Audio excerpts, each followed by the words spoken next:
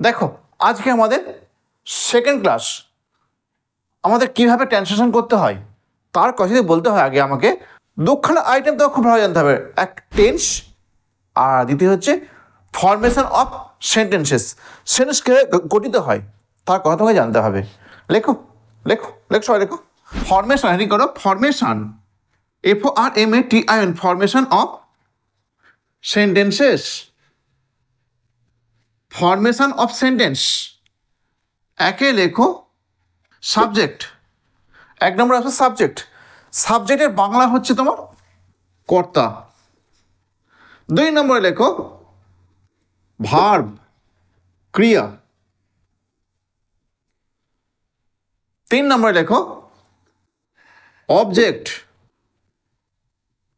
যাকে বাংলায় বলে কর্ম। আর চার নম্বরে লেখো অ্যাডভার্ব, যাকে বাংলায় বলে ক্রিয়া বিশেষণ। এই তোমার হচ্ছে ফরমেশন। কেমন? প্রথমে তুমি সাবজেক্ট লিখবে, সেকেন্ড কি লিখবে বলো? ভার্ব লিখবে, third object, fourth adverb. First তোমার এই ফরমেশন তোকে মাথায় রাখতে হবে। তারপর মাথায় রাখতে হবে টেন্স। টেন্স তুমি যদি টেন্সটা ঠিক করে জানতে পারো এবং ফরমেশন সেন্টেন্স জানতে পারো, একটা কিচ্ছু আটকাবে না, আই গ্যারান্টেড ইউ। তাহলে তুমি কী হলো, ফরমেশন অফ সেন্টেন্স তুমি লিখলে, এই চারটে ফরমেশন তুমি লিখলে। আর টেন্স তোমার তুমি জানো আমাদের মোট 12খানা টেন্স আছে। সমস্ত বাক্য তুমি যত বাক্য লিখবে এই 12খানা টেন্সের মধ্যেই পড়বে। ক্লিয়ার?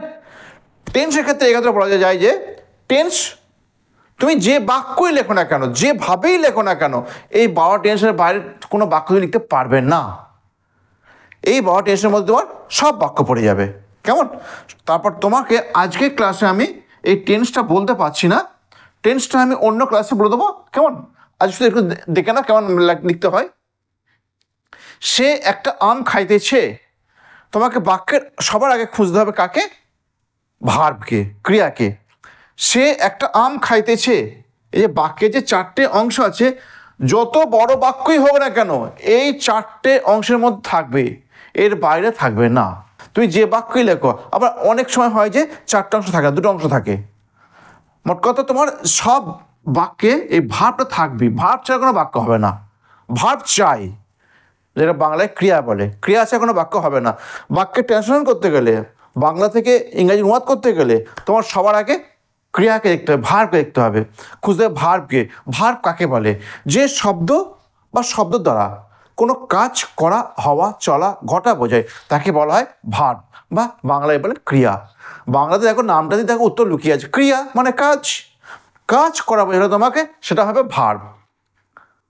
কেমন? সেটা হবে ক্রিয়া। দেখো সে একটা আম খাইতেছে। দেখো খাওয়ানো বুঝতে হবে, যেটা কাজ করা, তাই তো? খাওয়া। তাহলে এইটা হচ্ছে ক্রিয়া, এইটা হচ্ছে ক্রিয়া, যেকে তুমি বলবে ভার্ব। কেমন? আবার এই ভার্বকে তুমি যদি প্রশ্ন করো কে বা কারা দিয়ে, যে উত্তর আসবে, কে বা কারা দিয়ে প্রশ্ন করলে যে উত্তর আসবে সে উত্তরটা হবে সাবজেক্ট মানে কর্তা। ভার্বকে তোমার প্রশ্ন করতে হবে কে বা কারা দিয়ে, যে উত্তর পাবে সে উত্তরটা হবে কর্তা। আবার দেখো ভার্বকে প্রশ্ন করতে হবে কি বা কাহাকে দিয়ে, কি বা কাহাকে। যদি কি বা কাহাকে দিয়ে প্রশ্ন করো, যে উত্তর সে উত্তরটা হবে অবজেক্ট। ক্লিয়ার? দেখো আর প্রশ্ন করার ক্রিয়া কি পেজ নেই বলো? কে খাইতেছে? সে হচ্ছে কর্তা, তাই তো? সে হচ্ছে কর্তা। আবার প্রশ্ন করো কি খাইতেছে? একটা আম, কর্ম। কেমন? আচ্ছা তোমার মনে হচ্ছে না স্যার এই যে কর্তার পাশে 1, কর্মের পাশে 3, ক্রিয়ার পাশে 2 এরকম লিখছেন কেন? মনে হচ্ছে না? হ্যাঁ জিজ্ঞাসা করো, মনে হচ্ছে না?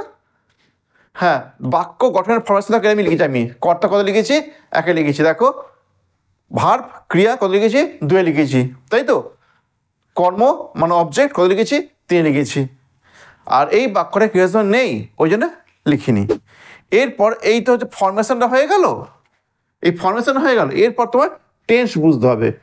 টেন্সটা আমি শেখাইনি, আমি তো টেন্সটা বলেছি। দেখো এটা হচ্ছে তেছি, তেছ, তেছে, যোগ থাকলে হয় প্রেজেন্ট কন্টিনিউয়াস টেন্স, যার নিয়ম হচ্ছে সাবজেক্ট অনুযায়ী এম ইজ আর আসবে এবং ভার্বের সাথে আইএনজি যোগ হবে। কেন আসবে? এম ইজ আর এবং ভার্বের সাথে কি যোগ হবে? আইএনজি। কেমন? সে মানে কি? হি। এবার হি এর সাথে এই তিনটের মধ্যে যেটা কোনো একটা আসবে। কোনটা আসতে পারে? ইজ। ঠিক আছে, হি ইজ। এবার খাওয়ার কাজে কি? ই এ টি, কি যোগ হবে? আইএনজি। তাহলে হি ইজ ইটিং, এই দেখো এক হয়ে গেল, দুইও হয়ে গেল, এবার পড়ে আছে তিন। তিনে কি আছে? এ ম্যাঙ্গো, হয়ে গেল। তুমি যদি এরকম ধরতে পারো, মানে এই ফরমেশন ধরতে পারো এবং টেস্ট ধরতে পারো, তোমার কিচ্ছু আটকাবে না। তারপর ঠিক ওই রকমই করো। প্রথম দ্বিতীয়টা, আমি সকালবেলা ইতিহাস পড়িতেছি। বাক্যে তোমাকে সবার আগে খুঁজতে হবে ক্রিয়া, মানে ভার্ব। আমি ইতিহাস পড়া মানে বুঝতে একটা কাজ করা, তাই তো? তাহলে এইটা হচ্ছে ক্রিয়া। আবার প্রশ্ন করো, কে বা কারাদে? কে পড়িতেছে? আমি তাহলে কি? কর্তা, হ্যাঁ, সাবজেক্ট। আবার প্রশ্ন করো, কি বা কাহাকে দিয়ে? কি পড়িতেছি? কর্ম, তাই তো? দেখো আবার এই যে অ্যাডভার্ব, এই অ্যাডভার্ব মানে ক্রিয়াশন কাকে বলে? স্থান, সময়, কি জন্য, কিভাবে।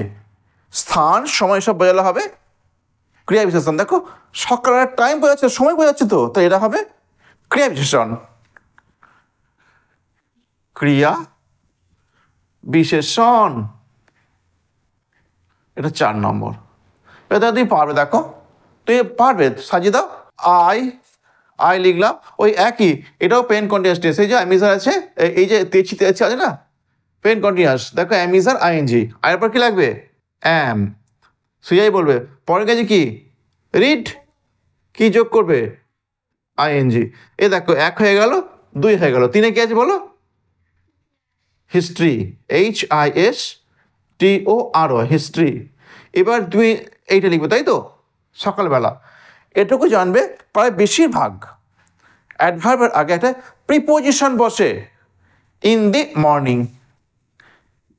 In the morning, MORNING, in the morning.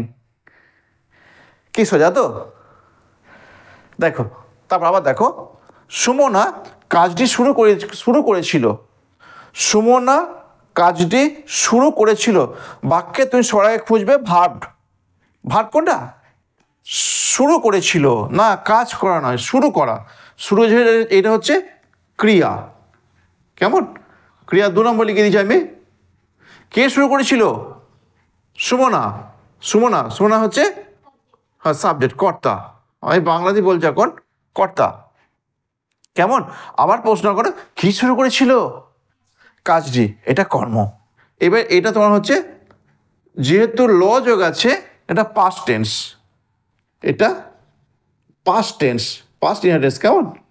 এর কি বলা হয়? Simple past. এর নিয়ম হচ্ছে ভার্বের 2 নম্বর রূপটা হয়, আর কিচ্ছু না।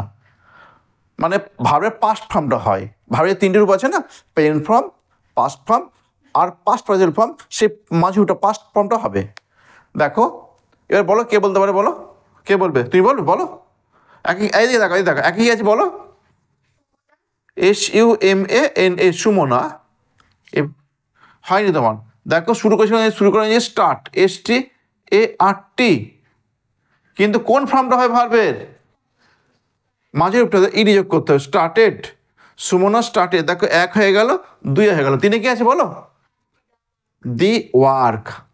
তারপর ছেলেগুলো সন্ধ্যাবেলা কাজটি শেষ করেছিল। ছেলেগুলো সন্ধ্যাবেলা কাজটি শেষ করেছিল। মেঘা বলবে, মেঘা বলছি ছেলেগুলো সন্ধ্যাবেলা কাজটা শেষ করেছিল। বাক্যে ট্রান্সলেট করার সময় সবাই কাকে খুঁজবো? ভার্ব। তাহলে শেষ করেছিল ভার্ব, যেটা বাংলায় বলে ক্রিয়া, তাই তো? এবার একে প্রশ্ন করো, কে শেষ করেছিল? কারা শেষ করেছিল? ছেলেগুলো। এটা হচ্ছে সাবজেক্ট, হ্যাঁ, ইংরাজি সাবজেক্ট, বাংলা হচ্ছে কর্তা। আবার প্রশ্ন করো, কি শেষ করেছিল? কাজটি, কর্ম। এই দেখো সন্ধ্যাবেলা টাইম বোঝাচ্ছে, সময়, এটা। সময়, স্থান, এইগুলো বোঝাবে, বুঝলে অ্যাডভার্ব। তাহলে সন্ধ্যাবেলা টাইম বোঝাচ্ছে, তাই এটা হবে অ্যাডভার্ব মানে ক্রিয়া বিশেষণ। 4 এবার ওই দেখো লযোগ আছে ওই একই, পাস্ট ইন্ডিয়ার সিম্পল পাস্ট, এটা ভার্বের 2 নম্বর রূপ হবে। বলো আবার তুমি বলো, ছেলেগুলো দি বয়েজ, দি বয়েজ, শেষ করে যে ফিনিশ, ঠিক আছে, FINISH কি হবে, ইডি যোগ করতে হয়, ফিনিশড, কেন ইডি হলো বুঝতে পারলে, পাস্ট ফর্ম হলো, তাহলে 1 হয়ে গেল, 2 হয়ে গেল, 3 কে আছে কাজটি, দি ওয়ার্ক, দি ওয়ার্ক, 3 হয়ে গেল, 4 কি আছে সন্ধ্যাবেলা, in the evening, EVENING evening, বোঝা যাচ্ছে। মেয়েটি একটা গল্প লিখিতেছে, মেয়েটি একটা গল্প, প্রথমে কাকে খুঁজবো আমি, ভার্বকে, লেখা মানে একটা কাজ করা হচ্ছে, তাহলে লেখা হচ্ছে ভার্ব, কে লিখিতেছে সাবজেক্ট, তাই তো 1 নম্বর, কি লিখিতেছে কর্ম মানে অবজেক্ট 3 নম্বর। এবার দেখো লিখিতেছে present continuous tense, present continuous tense কি বসে, এম ইজ আর ভার্বের সাথে ING যোগ হয়, কেমন, এই নিয়ম আছে। বলো ঠিক আছে, বলো মেয়েটি, দি গার্ল, এবার 3 মধ্যে কোনটা লাগবে, ইজ, লেখা আছে রাইট, WRITE, দেখো কোনো শব্দের শেষে যদি ই থাকে, যখন শব্দের সাথে আইন যোগ করবে তখন এটা উঠে যাবে, এটা আর হবে না, WRITING, রাইটিং, দেখো 1 হয়ে গেল, 2 হয়ে গেল, 3 কি আছে এ স্টোরি হয়ে গেল। এইটা কবিতা, এই ছবিটি আঁকিতেছে, এই দুটো তুমি নির্ধারণ করো এবং কমেন্ট সেকশনে গিয়ে আমাকে জানাও। এরকম পাওয়ার জন্য আমার সাথে থাকো, চ্যানেলটি সাবস্ক্রাইব করো, লাইক করো এবং বন্ধুদের মধ্যে শেয়ার করে দাও। Bye bye.